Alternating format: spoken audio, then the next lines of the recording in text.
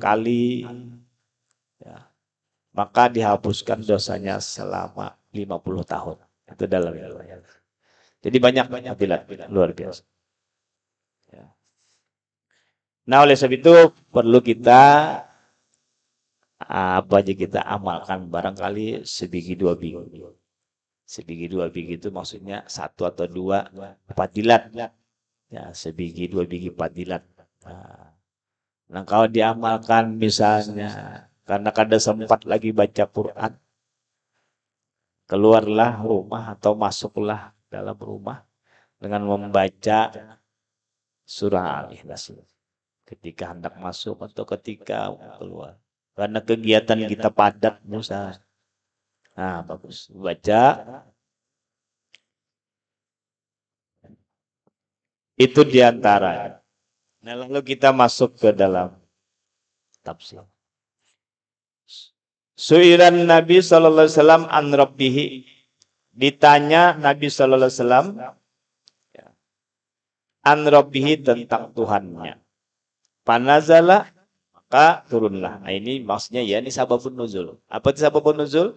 Sebab turun ayat atau sebab turun dari surah. Jadi makanya Al-Quran itu diturunkan secara berangsur-angsur.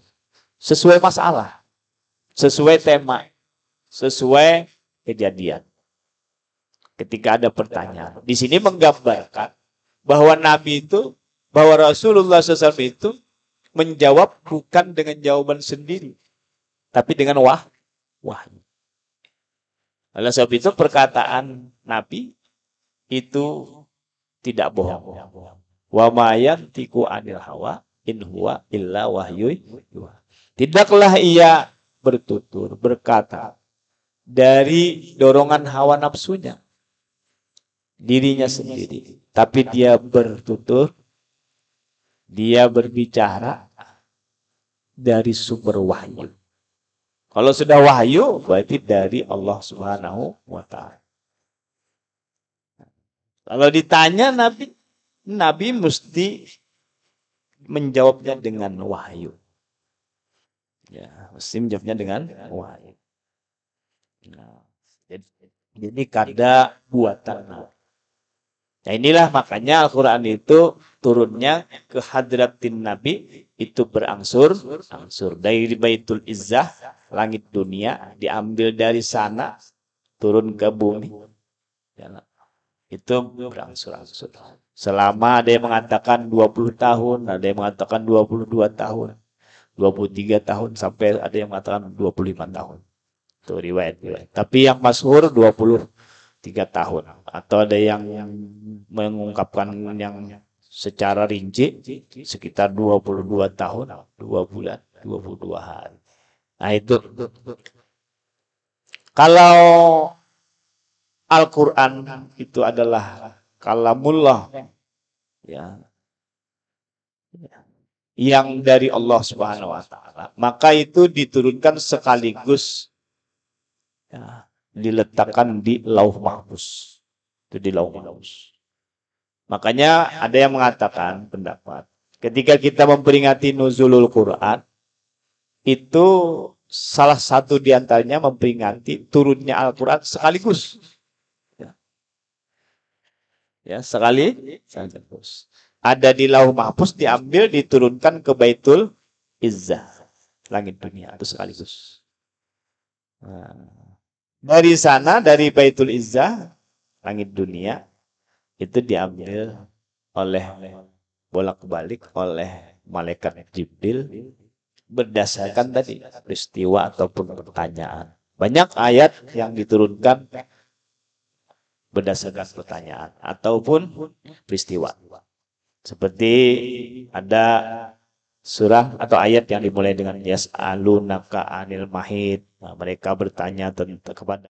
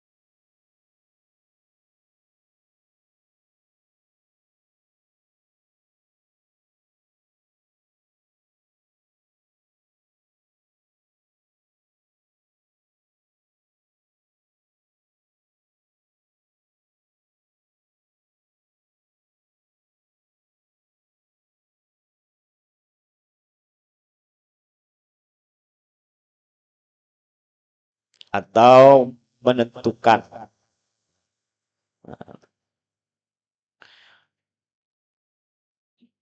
Au khobar sani atau khobar yang kedua, khobarun sani atau khobar yang kedua dari Allah. Jadi khobar itu bisa apa banyak urutannya. Jadi bisa disebut khobar daripada mubtadanya yaitu huwa. Itu dari tinjauan ilmu nahwu. Kalau Anda sudah bicara mubtada, khobar berarti ini ilmu tata bahasa yang kita kenal dengan qawaidul lughah al-arabiyah, di antaranya adalah atau yang dimaksud adalah nahwu, sharaf, balaghah itu masuk. Allahus samad. Allahus samad mubtadaun wa khabarun. Ini kalimah yang terdiri dari mubtada dan khabar. Allah dia adalah tadi Allah yang Allah Ahad, Allah yang Esa. Ya. Allah itu As-Samad. Apa As-Samad? Al-maksud bil hawaiji alad dawa. Yaitu yang dimaksud. Jadi As-Samad itu yang dimaksud, yang dituju, ya, yang dikehendaki fil hawaiji dalam apa kebutuhan, keperluan, kepentingan kita. Alat dawam secara terus-menerus. Apa artinya? Allah itu tempat tujuan kita menggantungkan hajat dan keperluan kita terus-menerus. As-Samad. Kita ini selalu bergantung dengan. Tapi kadang-kadang kita kadang merasa bergantung. Nah, itu masalahnya. Kita ini sebenarnya hidup kita tergantung lawan. Betul? Nah, tapi kenyataannya kita kadang merasa bergantung. Ini jadi masalahnya. Nah, mestinya perasaan kadang bergantung ini dihilangkan. Karena barangkali setiap hari minta duit, diberi duit oleh mama, rasanya hidup ini tergantung lawan mama. Gitu kan? Iyalah, itu kan. Nah, karena setiap hari dibantu oleh kuitan abah, keperluan mbah anu bepada lawan abah, dijuluki abah. Rasanya hidup ini tergantung lawan. Padahal abah sendiri, mama sendiri, juga hidupnya bergantung dengan Allah. Kita kadang-kadang ingat bahwa hidup kita ini diatur, ditata oleh Allah. Maka disebutlah Allah itu Rob. Rob itu hanya pengatur. Kalau Robbi itu kan pengasuh. Kalau ibu rumah tangga itu robbat manjil. Artinya ibu rumah tangga. Dia mengasuh rumah, dia mengasuh anak.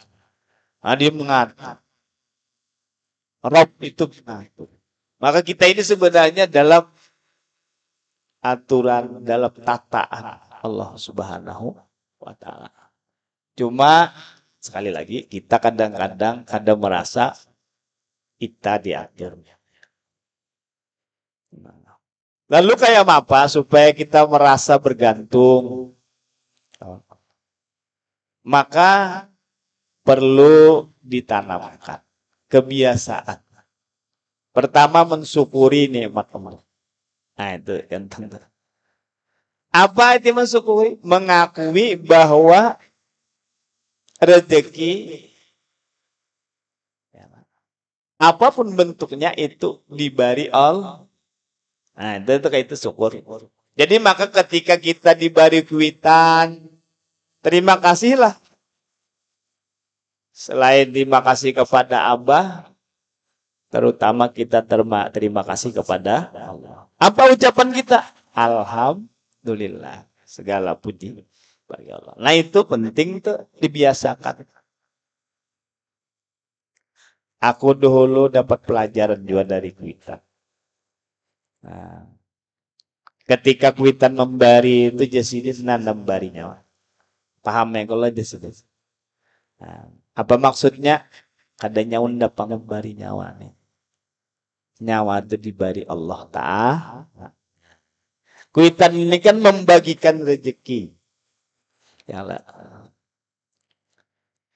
Kan setiap orang yang lahir, setiap yang melata di bumi ini itu Allah yang menjamin rezeki. Wa ma min dabbatin illa 'alallahi rizquha. Artinya kalau seorang manusia hidup tuh ada rezekinya yang diberi Allah. Lalu kemudian seorang itu karena dia masih kecil, apakah rezekinya itu diberi kuitan? Kata. Kuitannya itu menyalurkan rezeki yang diberi Allah untuknya kepada anak itu. Nah, nyalurkan. Jadi makanya jangan kada bersyukur. Apalagi lawan kuitan, jangan kada berterima kasih. Nah, kenapa? Kuitan menyalurkan. Kalau kuitan itu memberi, kalau kuitan itu menjulungi, itu berarti sudah amanah. Ya oleh apa intinya? Kepercayaan. Menjalankan sudah amanah untuk menyalurkan rezekinya untuk yang memang hak anaknya. Nah, jadi luar biasa kuitan itu.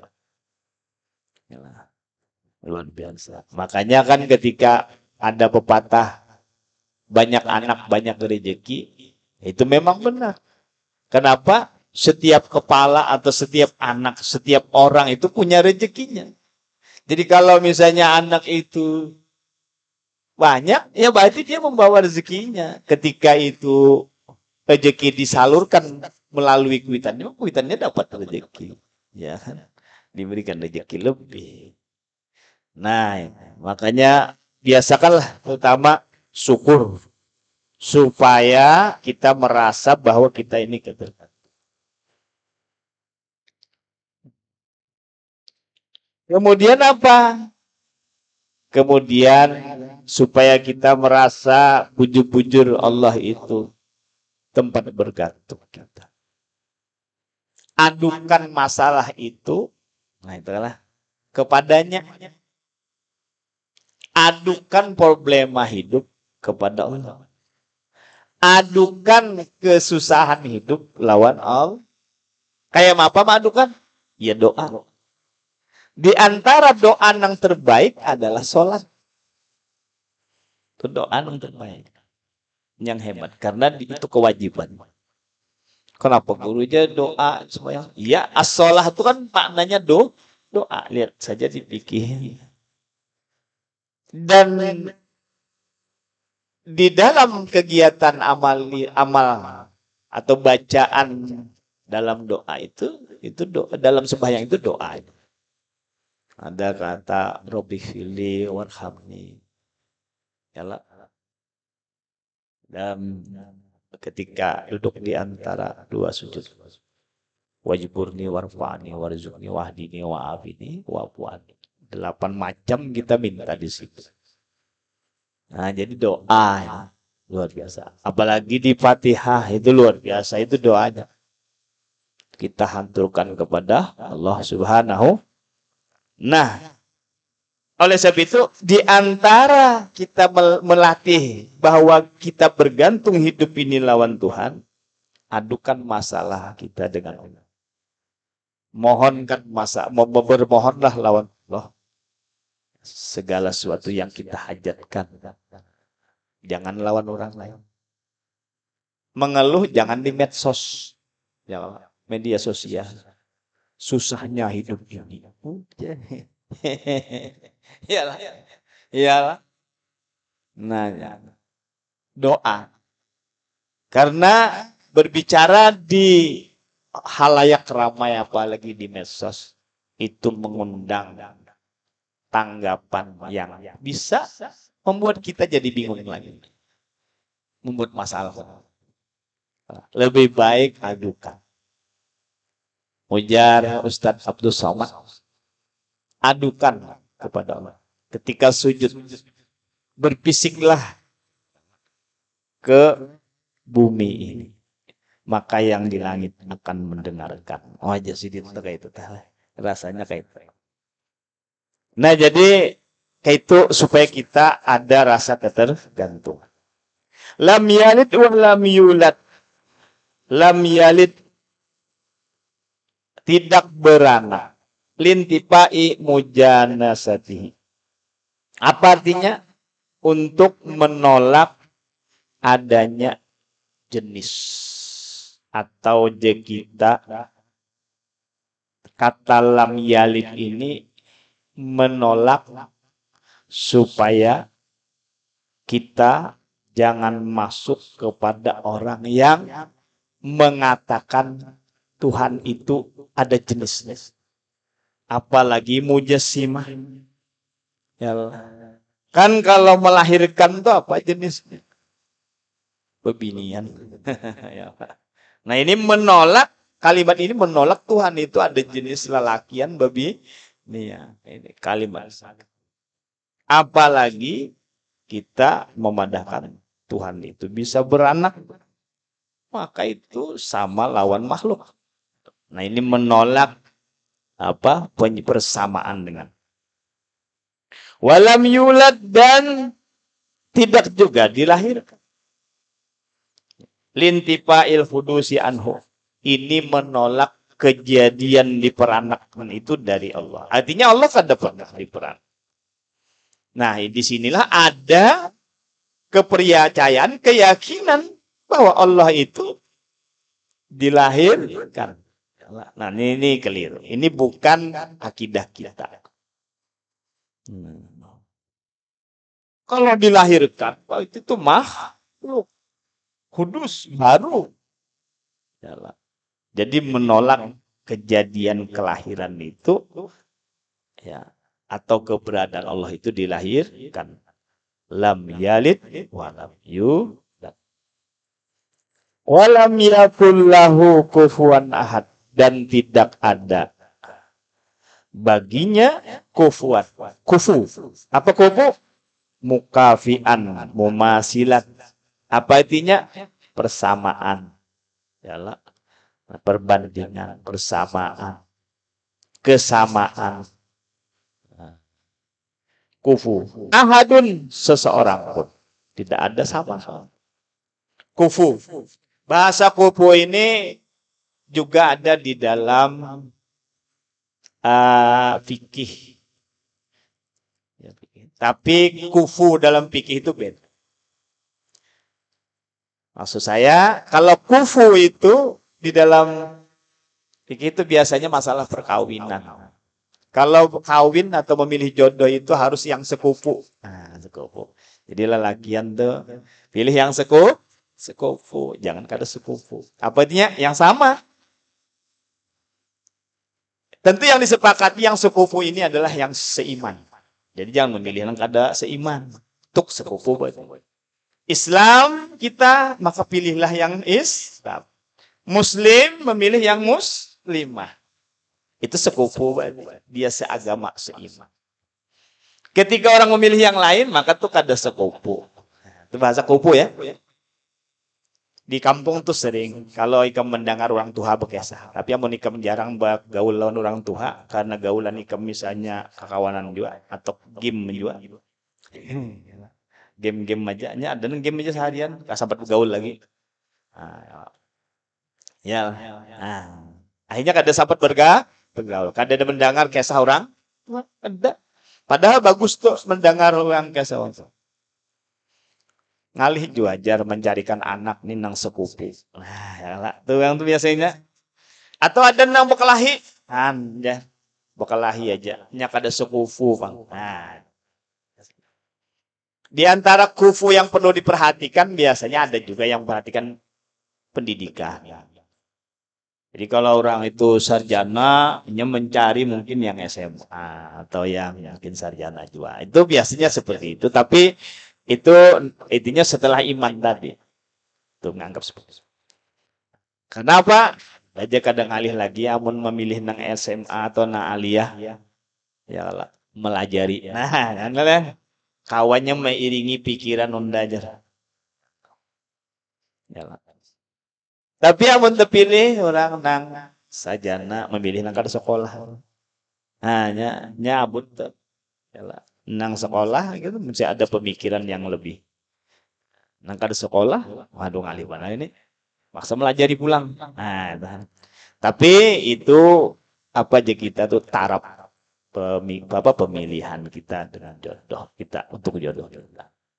Tapi kadang-kadang yang berlaku juga kadang ke itu, ya kalau lah bisa saja berbalik. Mungkin yang kuliah ya ada juga ke SD aja tamatnya, kadang masalah juga. Tapi dia masih sekufu dalam iman, dalam agama. Ada mungkin yang menjodohkan anaknya dengan orang-orang yang sugih, itu kan sugih juga. Mungkinnya hendak sekufu dari sisi harta atau kekayaan, mungkin. Ya memang kada kalau disalahkan juga ya. Tapi itu terlalu ringan lah kalau masalah itu saja. Yang penting itu cari yang sekufu yang iman. Ditambah mungkin kesolihannya. Kalau lelakiannya solih ya milih ya yang solih kan biasanya. Ya normalnya kayak itu lah. Normalnya yang solih dapatnya ya solih. Kalau yang bungas tuh normalnya dapat yang bungas. Ya pas kada bungas musibah aja oh kada juga. Ya lah, kada juga.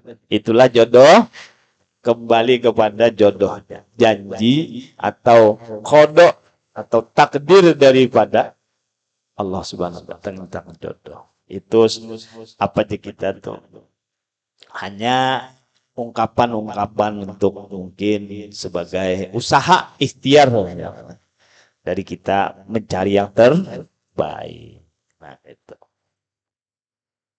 Falahu muta'alliqun bikufuan. Maka lahu tadi kata lahu itu berta'alluq artinya ada hubungan eratnya dengan kata kufuan. Karena satu kalimat itu ada kata-kata yang berhubungan erat. Kada kalau dipisahkan.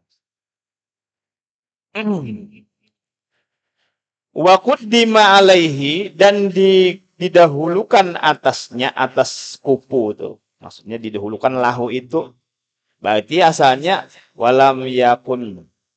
Asalnya kan walam yakun kalau kita susun normal nih. Normal aja apa bagusnya. Asal susunan walam yakun ahadun. Yalah kufuan lahu asalnya. Nah, kalau dibikin lah. Karena kufuan itu kan khobar daripada yakun. Kenapa jadi didulukan? Li'annahu mahtul qasdi. Itu maksudnya adalah pusat atau titik dari tujuannya. Nah, kenapa jadi didahulukan kufuan? Apa didahulukan kuddima alaihi didahulukan daripada kufuan lahunya itu karena itu nang dimaksudkan. Nah, karena itu maksudnya karena lahu itu kembali kepada Allah Subhanahu wa taala. Bin nafi dengan cara menafikannya, menolak tadi. Wa ukhira ahadin dan diakhirkan ahad kata ahad itu. Wa huwa ismu yakun itu adalah isim yakun tadi an khobariha daripada khobarnya. Nah, didahulukan ditakhir kan ya. Jadi ini kan ya apa isim yakun muakhar. Ya Allah. Riayatan lil fasilah untuk menjaga fasilah. Fasilah itu persamaan bunyi. Jadi persamaan akhir kalimatnya, fasilah potongan kalimat akhirnya. Kan di atas tadi lam yalid walam yulad walam yakul lahu kufuwan ahad. Amunnya dibalikkan walam yakun ahadun kufuwan lahu. Nah, kan sama lawan di atas. Nah, di dalam balaghah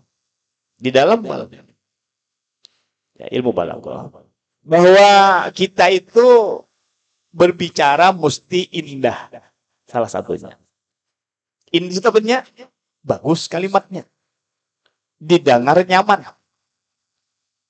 Kenapa jadi gitu? Karena kita ini hendak juga diperhatikan orang. Amun bahasa kita kada bagus, iwa kada ketujuh mendengar. Bahasa kita kada indah, orang kada hendak mendengar. Ada jemuak mendengar penderannya. Enggak bagus berarti. Maka penderan itu harus ditata. Maka kita ketika komunikasi lawan kawan-kawan nikam dan bikinlah bahasa yang bagus-bagus, indah. Nah itu namanya dalam bahasa ilmu balaghah badi, ilmu badi.